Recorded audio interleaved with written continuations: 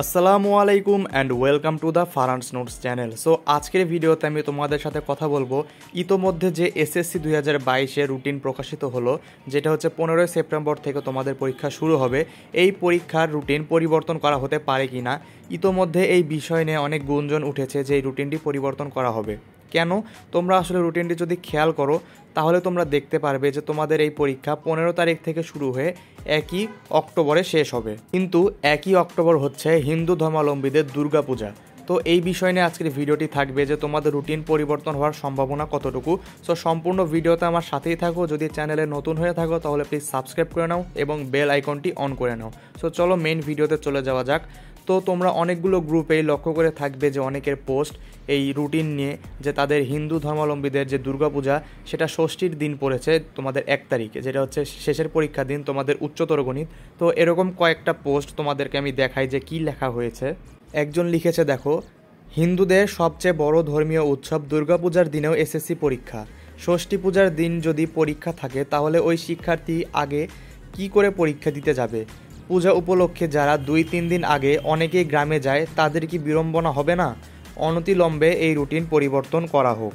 তারপরে দেখো আরেকজন লিখেছেন যে আমি যেহেতু এসএসসি পরীক্ষার্থী নয়, এরপরও দুর্গাপূজায় এসএসসি পরীক্ষা কেন? আমরা কি বাংলাদেশের নাগরিক নই?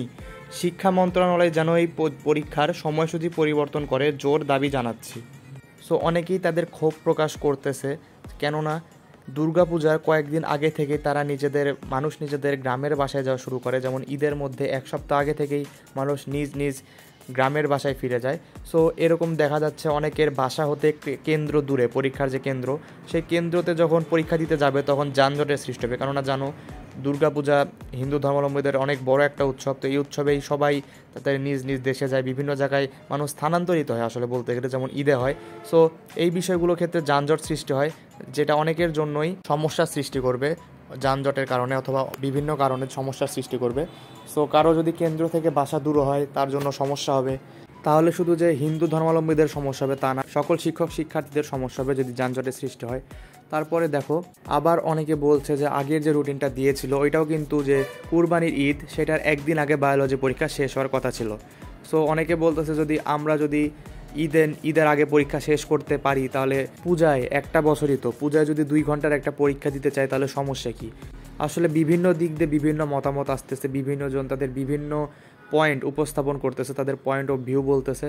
সো তোমার কি মনে হয়? তোমার কমেন্ট বক্সে জানাও যে রুটিনটা পরিবর্তন করা উচিত কিনা, অথবা তোমার কি মতবাদ এটা তুমি জানাতে পারো। সো আজকে এই পর্যন্তই। নতুন আপডেট পেতে চ্যানেলটি সাবস্ক্রাইব করে রাখো। আসসালামু আলাইকুম।